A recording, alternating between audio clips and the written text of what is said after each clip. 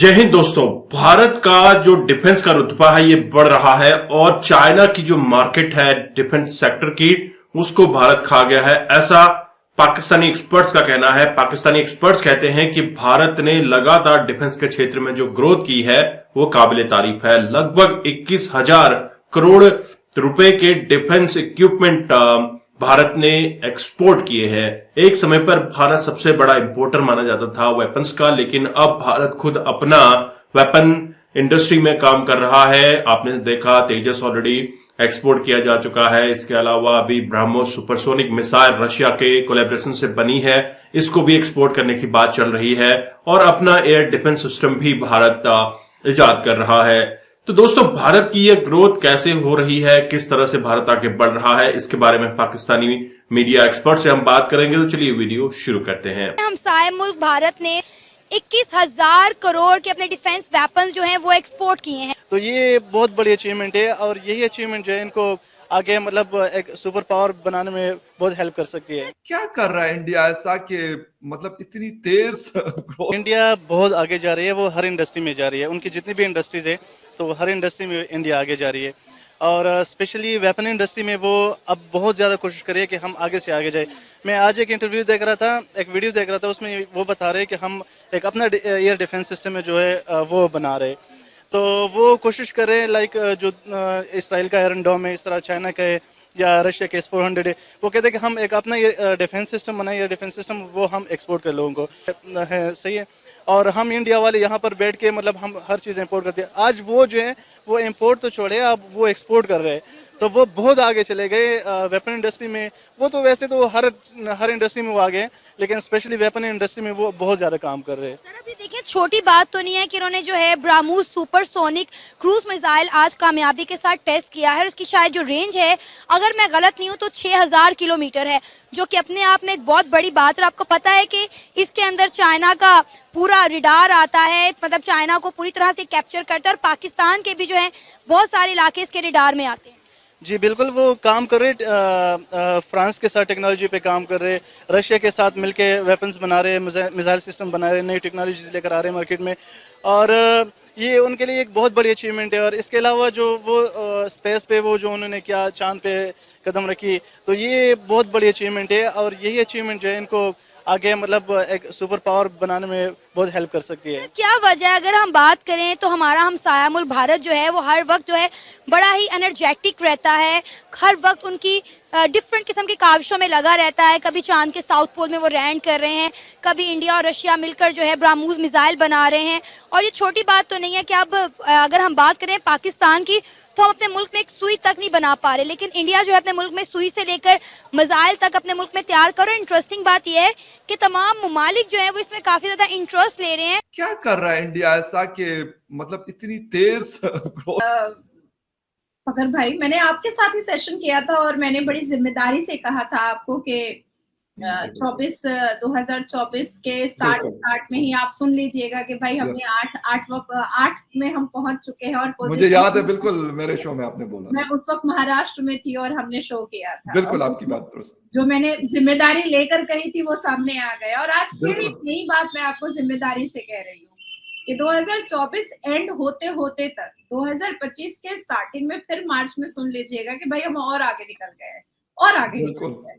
Exactly. किसी ने नहीं सोचा था कि हमारे भारत में अंडर वाटर अंडर सी ट्रेन चलेगी, किसी ने नहीं सोचा था। अच्छा, किसी ने नहीं सोचा था, नासा ने भी नहीं सोचा था कि इसरो इतना स्मार्ट हो जाएगा कि नासा को बीट करके वो चांद पे झंडा लहरा दिया जाएगा। साउथ पोल पे फर्क है, दरमियान में एक ही है, वो अपने मुल्क के साथ मुखलिस है, हम मुखलिस नहीं है। सिंपली क्यों? वो उनकी सारी कोशिश, सारी तगोदो ये है कि अपने मुल्क के लोगों को उठाया जाए और हमारे जो हुक्मरान है खैर से इनकी सारी कोशिश है कि अपने आप को जो है ना वो डेवलप किया जाए। 21,000 करोड़ की क्या कहना चाहेंगे? इतनी ज्यादा वो मैन्युफैक्चरिंग कर रहे हैं और 80 से ज्यादा कंट्रीज को वो अपने वो डिफेंस इक्विपमेंट्स दे रहे हैं। क्या वजह है? इकट्ठे ही हम स्टार्ट हमने किया, हमने भी यहाँ पे डिफेंस पे काफी बजट लगाते हैं, हम तो कहते हैं कि डिफेंस हमारा बड़ा जबरदस्त है, हम क्यों नहीं खुद मैन्युफैक्चरिंग कर पाते और फिर उसे एक्सपोर्ट कर पाते उस तरीके से, उस लेवल पे? जब सबसे पहले जब तक हम अपने मुल्क से करप्शन नहीं खत्म करेंगे ना तो हम तरक्की नहीं कर सकते। ठीक है, देखिए, हमें खुद भी ऑनेस्ट होना चाहिए, ठीक है, आगे से भी हमें ऑनेस्टी से काम करना चाहिए, ठीक है। ना। और देखें, वो कौमें तरक्की करती हैं, वो कौमें कामयाब होती हैं जो मेहनत करती हैं और ईमानदारी से वो मेहनत करती हैं। डॉलर के मुकाबले में क्या है, ऑनेस्टी और ईमानदारी से वो काम कर रहे हैं। नहीं सर, मुझे फिर इधर ये चीज नहीं समझ लगती, देखने वाले भी कमेंट करिएगा कि कोई भी हमारे इर्द गिर्द कंट्री या नेबर कंट्री, चाहे अफगानिस्तान हो, चाहे इंडिया हो, या थोड़ा साथ आगे अगर बात करें बांग्लादेश हो, हमसे हमारे सामने ही वो आगे डेवलपमेंट की तरफ जा रहे हैं। चाइना को भी ऐड कर लें बीच में, हमें सिर्फ क्यों नहीं समझ आ रही? मतलब हम कभी बैठ के अफगानिस्तान की एग्जांपल दे देंगे, ये देखें जी अभी कल ही आजाद हुआ और वो आगे चला गया, उनकी करेंसी बेहतर होगी। इंडिया देखें जी वो आईटी में आगे चला गया, टेक्नोलॉजी में आगे चला गया, चाइना तो बहुत आगे चला गया। हम खुद क्यों नहीं सीख लेते? सर देखिए, सबसे पहले तो हमें ना एक यूनाइटेड कौम बनना चाहिए, यूनिटी होनी चाहिए, यूनिटी होनी चाहिए, ठीक है। एक दूसरे का हमें ख्याल रखना चाहिए, ठीक है। और फिर जितने भी हमारे हुक्मरान हैं, इन सबको जो भी सियासी जमातें हैं, चाहे वो कोई भी हैं, इन सबको मिलके एक एजेंडा तैयार करना चाहिए। सिर्फ मुल्क की मईशत को उठाना चाहिए, गरीब लोगों को उठाना चाहिए, छोटी छोटी इंडस्ट्री को उठाना चाहिए, ठीक है ना। जब हम अपनी जो होम इंडस्ट्री है ना, इसको बूस्ट नहीं करेंगे तो हम कामयाब नहीं हो सकते। मतलब जितने पैसे हम राशन देने पे लगा रहे हैं, उतनी पैसे अगर हम छोटी छोटी इंडस्ट्रीज लगा दें, छोटी इंडस्ट्री लगा दे, उनकी बिजली फ्री कर दे फिलहाल तो, ठीक है। नेबर कंट्री में बिजली फ्री है, वो मतलब तकरीबन 200 यूनिट तक उनके भाजन हर नेबर कंट्री में फ्री है। बांग्लादेश ने जितने भी पाकिस्तानी इधर से गए हैं ना, जिन्होंने इंडस्ट्रीज लगाई है वहाँ पे, उन्होंने उनको फ्री किया है, टैक्स फ्री किया उन्होंने, ठीक है ना।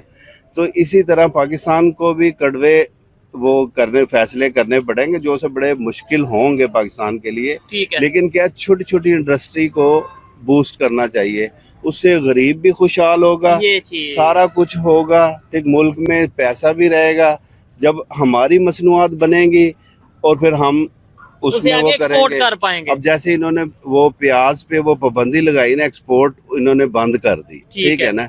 अब पाकिस्तान में उसका रेट डाउन हो रहा है, ठीक है ना। पहले क्या था, वो बाहर अफगानिस्तान वगैरह जा रहा था और वो नाजायज तरीके से जा रहा था, ठीक है, इलीगल वे से जा रहा था, स्मगलिंग के थ्रू जा रहा था। लीगल वे से जाए, हमें पता चले हमारी मुल्क में टैक्स या कोई भी रेवेन्यू इकट्ठा हुआ है, उससे हमें पता तो चले हमें कुछ ना कुछ मिला है, ठीक है। उसको चेक एंड बैलेंस करना भी तो हमारे अदारों का ही काम है ना, हमारी गवर्नमेंट का काम है कि उसे चेक एंड बैलेंस करें। लेट्स सपोज आप मतलब बिजनेसमैन है, कपड़े का बिजनेस करते हैं, आप बांग्लादेश में होते हैं या इंडिया की बात करते हैं, आप इंडिया में होते हैं, बिजनेस कर रहे होते हैं, ज्यादा आगे बढ़ पाते हैं या यहाँ पे ज्यादा आगे बढ़ पा रहे हैं? देखें जी, मेरी नजर में ना हम तो पाकिस्तानी हैं। हाँ बिल्कुल, वो तो है। मैं तो कभी इंडिया गया नहीं। हाँ, जो अगर मुझे मौके मिलते हैं, अच्छे मौके मिलते हैं, ठीक है, तो मैं ग्रूम करता, मैं इधर भी ग्रूम कर सकता हूँ। अगर हमारे जितने भी हुकूमत है, हुक्मरान है, छोटे छोटे इंडस्ट्रियल्स को सपोर्ट करे, बजाय के राशन बांटने से 2-4 बंदों को राशन दे, ठीक है, या 200 बंदों को या लाखों बंदों को भी दे, उसकी बजाय ना, वो तो 2-4 दिन में खत्म। मेरी नजर में ना, वो जो राशन बांट रहे हैं ना, वो लोगों को मफलूज कर रहे हैं। उनको एक स्किल होने चाहिए, उनको हुनर सिखाना चाहिए, ठीक है, ताकि उनको इस तरह के मौके दें, छोटी छोटी इंडस्ट्री लगाएं जिससे ग्रूम करें, हमारी मसनूआत पूरे वर्ल्ड में जाए, हमारा एक नाम हो। और मेरी नज़र से ना ऑनेस्ट हुक्मरान आने चाहिए, सारे मिल के बैठे, क्योंकि अब मुल्क के लिए सोचना चाहिए। बहुत परेशान कौन सूरत-ए-हाल हम इस वजह से भी परेशान हैं, ठीक है ना, ठीक है, इसी वजह से वो है। और अब हमारी हुकूमत को सोचना पड़ेगा, और जितने बड़े बड़े इन्वेस्टर हैं, ठीक है, आपने बोला कि सारे हुक्मरान मिल के बैठे हैं, आपको नहीं लगता कि ये जो पीडीएम बना, ये सारे मिल के ही बैठे हैं, सारी जमातें, सिर्फ वो खान साहब की पार्टी अलग, बाकी तो सब बैठना नहीं, अच्छा, इकोनॉमी के लिए काम करें, बैठे, अच्छा। और देखिए, बैठना तो फिर मैं भी बैठा हूँ, भाई भी बैठे हैं, लेकिन जब तक हम अपने मुल्क के लिए नहीं सोचेंगे और ईमानदारी से काम करें। तो दोस्तों, आपने पाकिस्तानी रिएक्शन देखा और आपको आइडिया लग गया होगा कि पाकिस्तान के लोगों में कितनी बौखलाहट है भारत के आगे बढ़ने को लेकर। जहां पर भारत 21,000 करोड़ के वेपन एक्सपोर्ट कर चुका है, वहीं पाकिस्तान की जो बजट है उसका लगभग 85% का जो कट है वो जाता है डिफेंस सेक्टर को। फिर भी डिफेंस में कोई ग्रोथ नहीं है। और इवन जो चाइना के कोलैबोरेशन से इन्होंने बीच में एक हैदर टैंक बनाया था, वो खुद ही अपने आप को, अपनी चौकियों को तोड़ने लगा था।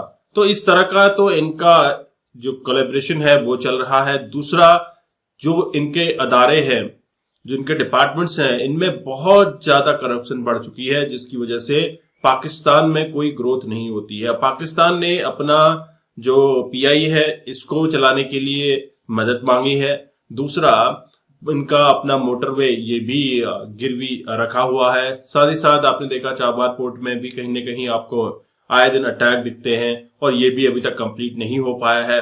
तो डेवलपमेंट के कोई भी काम पाकिस्तान में नहीं हो रहे हैं।